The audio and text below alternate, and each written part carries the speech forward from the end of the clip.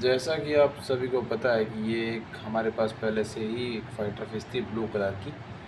एक मेल है और हमने आज एक और फाइटर फिश लिया। ये ज़्यादा अच्छी सुंदर लग रही है उससे। ये फीमेल है। कुछ दिन बाद हम मतलब 10-15 दिन बाद इसको एक साथ रखना है। वो दुकान वाले ने हमें ऐसा बताया है।